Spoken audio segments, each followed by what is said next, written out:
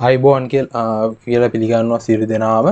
එතකොට අද වීඩියෝ එකේදී කතා කරන්න බලාපොරොත්තු වෙන්නේ ඔපරේටර්ස් ගැන. ඉතින් ඔපරේටර්ස් වලුත් අංක එක විදිහට ඇරිත්මැටික් ඔපරේටර්ස් ගැන තමයි කතා කරන්න බලාපොරොත්තු වෙන්නේ. එතන මොනවද මේ ඔපරේටර්ස් කියලා කියන්නේ?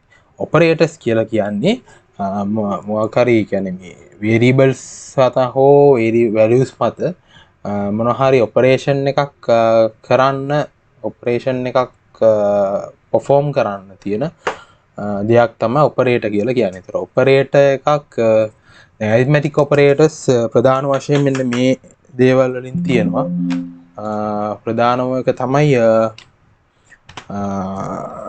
එකතු කරන්න තියෙන්නේ ඇඩිෂන් වලට තියෙන ප්ලස් එක. හරිද? ඇඩිෂන්. ඇරිත්මැටික් ඔපරේටර්ස් කියලා කියන්නේ මූලික ගණිත කර්ම කරන්න අපි පාවිච්චි කරන ඔපරේටර්ස්. එතකොට ඇඩිෂන් වලට තියෙනවා ප්ලස් ඔපරේටර් එක එකතු කරන්න. සබ්ට්‍රැක්ෂන් වලට තියෙනවා මයිනස් සයින් එක හයිෆන් එක. ඊට පස්සේ මල්ටිප්ලිකේෂන් එකට තියෙනවා තරු ලකුණ. මල්ටිප්ලිකේෂන් ඊට පස්සේ ඩිවිෂන් වලට තියෙනවා බෙදීමට තියෙනවා මේ ෆෝවර්ඩ් ස්ලෑෂ් එක. හරි? ෆෝවර්ඩ් ස්ලෑෂ් එක පටලවා ගන්න එපා. බෑක්වර්ඩ් ස්ලෑෂ් එක නෙමෙයි, ෆෝවර්ඩ් ස්ලෑෂ් එක. හරිද? එතකොට ඔන්න ඔය ටික තියෙනවා. ඊට පස්සේ තව එකක් තියෙනවා මොඩියුලස් කියලා කියන්නේ මොඩියුලස් නේ අපි කියන්නේ එකට මොඩියුලස් මොඩියුලස් එකට තියෙනවා බලමු මේ එක එකක් මොනවද කියලා. ඊළඟට තියෙනවා මොඩියුලස්. ඊළඟට තියෙනවා එක්ස්පොනෙන්ෂියේෂන්. ඒ කියන්නේ මොකක් හරි සංඛ්‍යාවක බලය ගන්න තියෙන එක. තරු ලකුණු 2. ඊට පස්සේ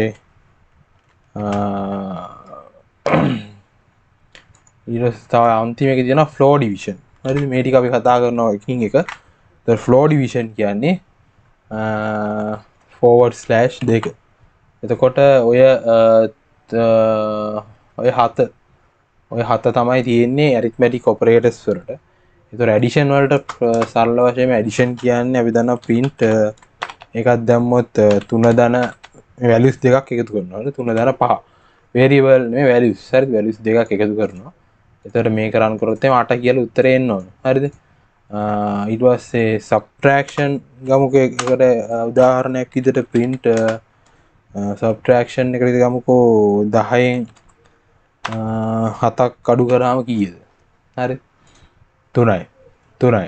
3 කියලා ආවා. ඒ සබ්ට්‍රැක්ෂන්. මල්ටිප්ලිකේෂන් එක ගමු ගන්න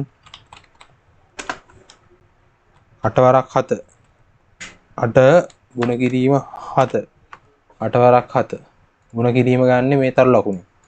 එතකොට මේක රන් කරොත් එහෙනම් 56 කියලා එන්න ඕන. 56 කියලා. හරි? ඊළඟට තව එකක් ගමු ඩිවිෂන් කියන බෙදන්න තියෙන එක. බෙදන්න අපි හිතමුකෝ 33 3ෙන් බෙදන්න. ඊට 11 කියලා එනවා. හරි? මෙන්න මේක පොඩ්ඩක් නෝට් කරගන්න. මෙන්න මෙතන දැන් 33 3ෙන් බෙදුවාම 11.0 ආවේ. හරිද? ඒතකොට මේ ඩිවිෂන් ඔපරේටර් එකකින් හැමතිස්සෙම මේ මොකක් හරි සංඛ්‍යා දෙකක් බෙදනකොට එන්නේ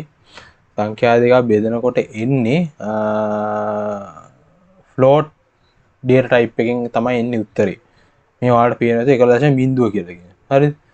ඒක හොඳට මතක තියාගන්න. මොකක් හරි සංඛ්‍යා දෙකක් Python වලින් බෙදනකොට ෆ්ලෝට් එකක් තමයි එන්නේ. හරිද?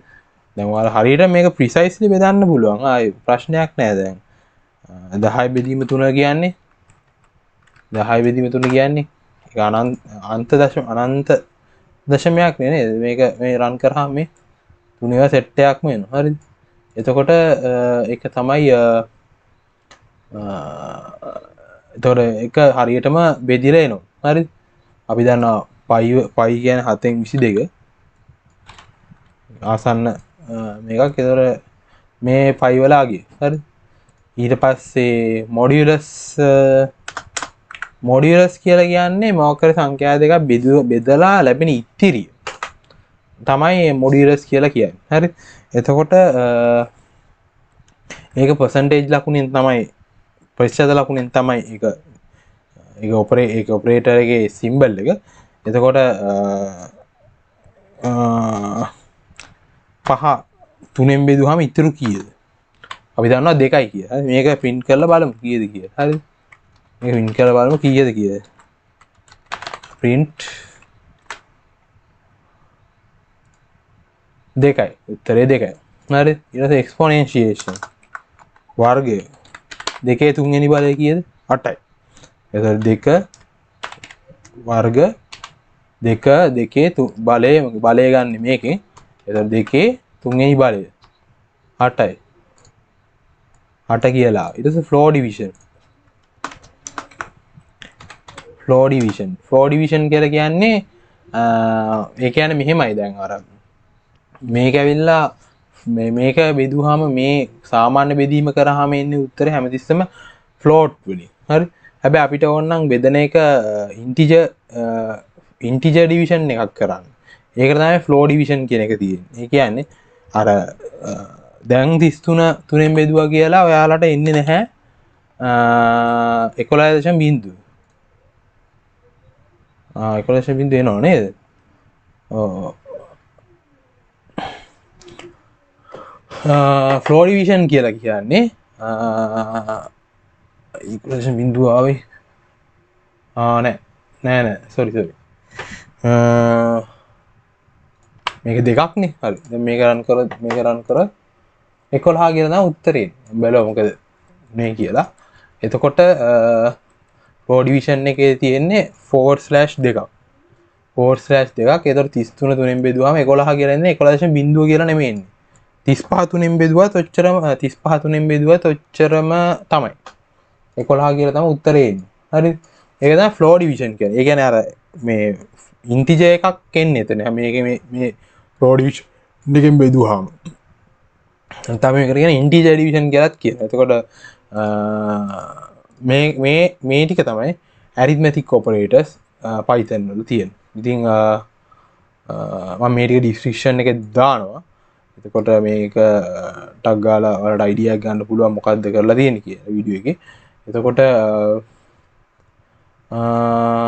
මේ ටික තමයි කතා කරන්න තියෙන්නේ. හරි. එතකොට මේ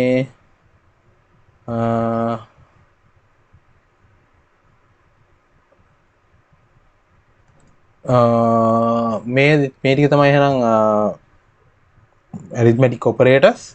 එහෙනම් අදට වීඩියෝ එක නිමයි. එහෙනම් හැමෝටම සුබ දවසක්. ආයුබෝවන්.